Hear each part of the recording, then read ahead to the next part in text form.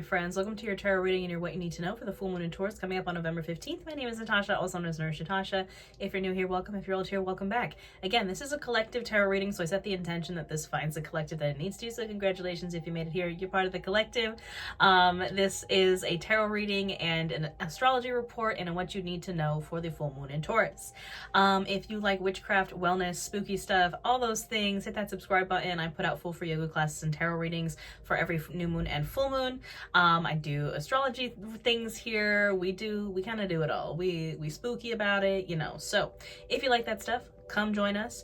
We're gonna get right into it. I'm gonna shuffle my decks while we talk about what's going on with this full moon in Taurus. And honestly, the astrology of this week, the full moon isn't necessarily the star of the show, and I'll explain it and we're gonna talk about it. Also, welcome to my lair. There's my dog Jack in the background. This is my bedroom here in Salem, Massachusetts. So yeah, let's get into it. So the full moon in Taurus is on November 15th. Now again, when I say that this full moon is not the star of the show this week, it's because we have other transits that are happening that are kind of emphasizing this full moon, but also they're a little bit more, I don't want to say more important, they're just like stronger energy, or they're kind of, I don't know, the full moon in Taurus, like I'm a moon witch, I work with the moons, like usually I'm like, yeah, full moon, let's go. But there's other things happening this week that I'm like, oh, these are kind of, I'm feeling these more than the full moon, I guess. So we have today, the day that I'm filming this, on November 11th, Venus moves into Capricorn. And this is just a super grounding energy. You know, Venus is our planet of love, attraction, beauty, that sort of thing. And it's moving into Capricorn. Like, they're super earth sign, super grounded, you know, very like business kind of, you know, I don't want to say, you know, Venus in Capricorn is a very, I don't want to say like strict Venus sign. It's just a very stable, very grounded, very like business, like it's just a really grounded energy. And then we have the full moon in Taurus, which again, earth sign, like super grounded. You know, it's interesting to have a full moon in an earth sign because full moons are kind of generally like not grounded at all, right? Like full moons are a time of release, of illumination, a little bit of chaos sometimes, and then to be in an earth sign, it's like, whoop, it's bringing us right back down to earth.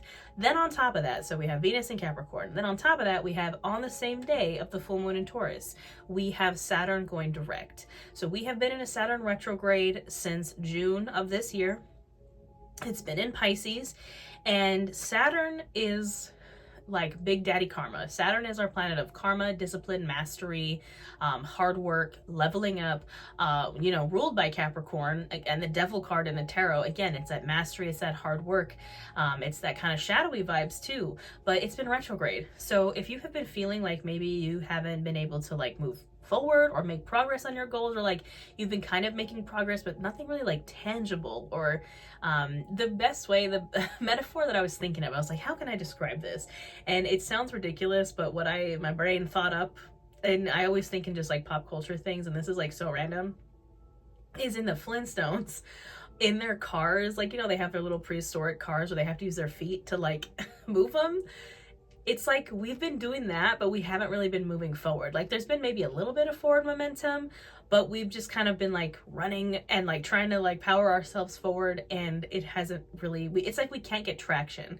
And now with Venus in Capricorn, Saturn going direct, this full moon in Taurus, it's like traction. It's like our feet are on the ground and we're getting grounded. We're moving forward, you know? So it's, you know, that's... I'm excited for it. I'm excited for it. There's definitely going to be a major energy shift this week, and it's not just because of the full moon. On top of that, we are in a Mercury retrograde shadow period, so things might feel a little like, you know, we all know Mercury retrograde. I feel like that's the most like mainstream astrology thing, is Mercury retrograde. And it's just a shadow period. So Mercury actually goes into retrograde on November 25th in Sagittarius. So, you know, things are going to be feeling a little just wonky. Tech, travel, communication, all those things just kind of get a little, while Mercury's in retrograde. I find that the shadow period always gets me more. I was actually born during a Mercury retrograde shadow period. Another thing I wanted to mention, we do have Mars and Leo, so that's kind of a fiery Mars. You know, you might feel a little fiery in your communication, your expression, your passion, your sensuality, how you're expressing kind of feelings, anger, that kind of thing. And then we also have on November 19th, this is a really, really major transit. We have Pluto stationing, or Pluto moving into Aquarius and staying there. So we've had Pluto kind of waver into Aquarius and then go back into Capricorn, and Pluto is moving into Aquarius for good on November 19th. And this is a huge transit. Pluto is one of those planets that stays in a sign for a really long time. And the last time that Pluto was in Aquarius was in the 1700s. And the last time that Pluto was in Aquarius, it was the American Revolution, the French Revolution, the Haitian Revolution. Pluto in Aquarius is revolution, rebellion, collective care, community. Can be a lot of scientific breakthroughs, technology breakthroughs, but most importantly, it brings things back to the community. It brings things back to kind of like authenticity, authentic self-expression, and again, revolution and rebellion, which, you know, look at the current state of our country, we kind of need it anyways. So yeah, that's kind of what's going on this week, a little bit into next week. But the full moon in Taurus, it's a release of anything blocking your structure, stability, foundation, anything that is blocking you from feeling grounded or getting grounded like on your goals. This is the time to let it go. What else did I want to say? Taurus in the tarot rules the Hierophant. The Hierophant is like the Pope of the tarot. It's very like structure, religion, institutions, but also traditions and kind of the structures and things that rule your own life, the things that kind of govern, you know, our whole lives. Taurus in the body rules the throat, the neck, the vocal cords, the thyroid. So we are going to be doing that in the yoga class. Again, I put out a full free yoga class for every full moon and new moon as well. So in the yoga class, we're going to be opening up the throat.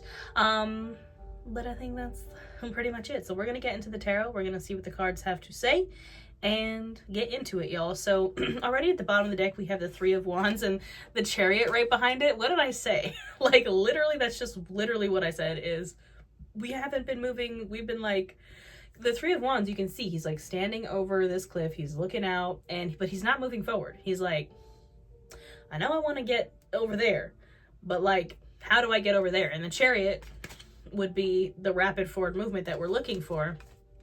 But we've just haven't been able to get that traction, haven't been able to get that ball rolling. There's things that we want to do and we're like, I'm almost like, I know what I want, but how do I get there? How do I get from point A to point B? And I think we're going to figure that out under this full moon in Taurus. So I'm excited about it. All right, what do we need to know for this full moon in Taurus?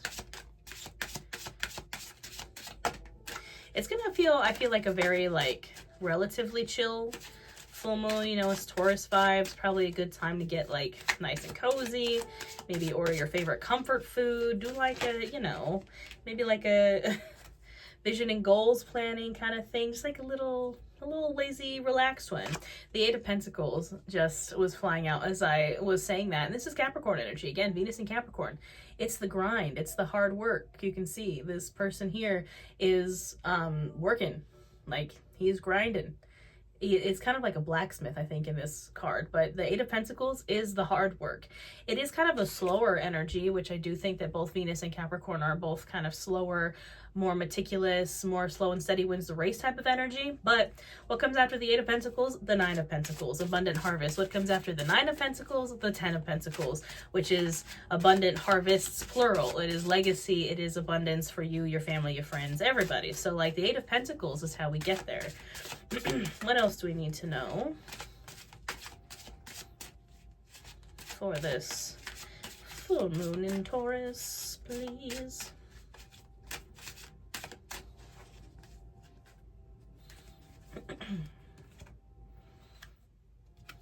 Five of Swords, yeah, putting down some conflict, chaos. You can see he's kind of, it looks like he's like contemplating, but he's like put all of his swords down and he's like, It's very, you know, swords, fives in the tarot are kind of like the most difficult cards. It is, but the thing about five is it's like, that's that transitionary point. Like we go from the ace to the 10 and then the court cards and all the suits of the tarot. And obviously the ace is the start and then the five is the middle point. The five is the turning point. And a lot of the times the turning point is not easy. You know, the Five of Cups is grief. The Five of Pentacles is loss. You know, the Five of Wands is like chaos, and the Five of Swords is similar kind of, it's a very like chaotic energy. It's a more like kind of a fighting, arguing kind of energy. But you can see here is he's putting those swords down. It's like a very pick your battles sort of energy. And that might be why we haven't been able to get traction, is because we've been too distracted by like nonsense. Put down the nonsense, put the swords down, and focus on you, Queen of Wands. Focus on yourself. You know, the Queen of Wands, she has this black cat here. She's holding her sunflower. This deck has the lions on it. You know, this is Aries, Leo, Sagittarius energy. We have Mars in Leo, Mercury in Sagittarius. You know, it's very fiery energy. And I feel like the fire signs and the Queen of Wands energy is all about really like being yourself passionately. That Leo and Mars energy, like she walks into a room and she lights it up and she's not afraid to like go for what she wants. Like, look at her. She has like her crown on. She's holding her sunflower. Sunflowers in the tarot are representative of the sun, the warmest, most abundant card in the deck, and it's moving towards your joy, your warmth, your abundance. Like the Queen of Wands, that's what she wants. And she don't listen to nobody except herself. Two of Cups, that's a nice energy, you know. Another lion, lots of lion symbology here. But think about the lion. The lion is brave, you know, we get the king of the jungle kind of vibe, but like nobody tells the lion what to do, you know what I mean? But the Two of Cups is a very like soft and sweet energy. It's a baby card to the lovers, you know, maybe some connections coming in this week, whether it's friendship or something more. It's also a card of like communication, conversation, flirty energy, like going out and doing things, you know? Page of Cups, yeah, lots of water energy here. I think it's just kind of emphasizing like that Pluto and Aquarius energy of like community care, like go out, take care of yourself, take care of your community, your friends, your family, your lover, your partner, whatever. It's kind of a very like soft, sweet energy, which, you know, that's nice to see. And then there's the Five of Cups. Meh. Tarot said, no, not today. The Five of Cups, the Two of Wands, we'll get one more, and the Ace of Wands. Okay. So what was I was saying about the fives? We also have the King of Wands at the bottom of the deck. So King and Queen of Wands here, King and Queen of Fire. So many wands, so many cups. Kind of conflicting energies, right? But the Five of Cups, look at it. You can see, that is grief. The Five of Cups is my least favorite card in the deck. People don't like the Devil or the Tower or Death or Nine of Swords or like Ten of Swords. I don't like the Five of Cups because the Five of Cups has come up every time in my life I've gone through a loss. I don't like the Five of Cups, and I've been trying to move past this card and this energy my whole life. But the thing about the Five of Cups, and again, we have the Two of Cups here, we have the Page of Cups. He is crying over these cups, and these cups are what he has lost. They are spilt. And he's upset, and it's okay to be upset about it, because you know what, sometimes we lose things and it sucks and we have to process through that. We're human, we need to feel our emotions. But there are two cups upright behind him, and you can kind of see it. There is a path that leads to like a castle behind him, and because he is so lost in his grief and, you know, the things that he's lost, so fixated on the things that are lost, that he doesn't see the things that he could have, that he can move towards. And it's very hard to move past the grief energy, but by having a little bit of passion and a little bit again of that like cups energy, the wands energy, like filling up your cup and also following your passions. We have the Ace of Wands, the Two of Wands. Again, we have the Three of Wands, Queen of Wands, King of Wands. Like, follow your passion, follow out your joy, what lights you up. Like, that's how we're going to move forward. And also, again, that focus on the collective, taking care of the people around you. You know, when Pluto moves into Aquarius, we're going to get a lot of that. It's time to take care of our community, because again, the world is on fire, and how do we get past this is we take care of one another. And you know, it's so important right now. And take care of your joy, you know, don't let anybody dim that inner spark. Something I've been really trying to do, and you'll notice moving forward as I continue posting, like my content is kind of shifting. Obviously I still post like yoga and tarot and witchcraft and wellness, but what I love is spooky stuff. What I love is pop culture, and I'm really trying to, like, you know, do what I love and post about the things that I'm passionate about, which is like horror movies and spooky stuff and all that kind of thing. So, you know, that's what lights me up, on top of obviously like witchcraft, wellness, and all that stuff. But, you know, follow your passion, take that wand and run with it. Like, that's how we move forward, that's how we get traction. So, all right, let's just confirm. We'll get a couple more. What else do we need to know for the full moon in Taurus? I don't know why I'm singing. Maybe it's because, again, Taurus rules the vocal cords. So I haven't been able to really talk. I got COVID last week, and I've been really sick. You can kind of still hear it in my voice, but maybe it's just because I'm excited to be able to use my voice again.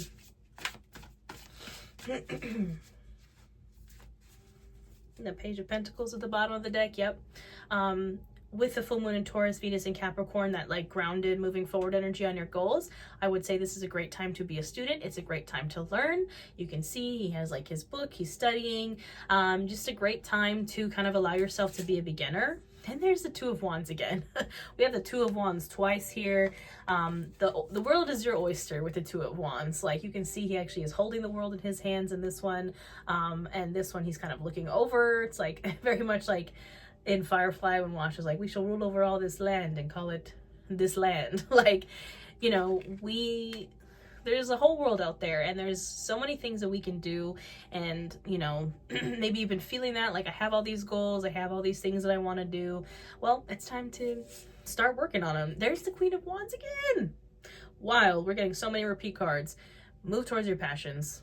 Just do it. Insert Shia LaBeouf here. Like, if you're feeling unmotivated, go watch that Shia LaBeouf Just Do It video. Like, just do it, Queen of Swords. But don't forget your boundaries. Don't forget to speak up. This is throat chakra energy. To speak what you want, to speak what you don't want. Use that sword. The thing about the Queen of Swords is she has a sword in one hand and a butterfly, like a hand outstretched with a butterfly in the other. She is balanced. She is not afraid to cut people off, but she's also not afraid to receive. It's a very delicate energy. And the Three of Pentacles. We get by with a little help from our friends. We get by with the help of community, lifting each other up, community care.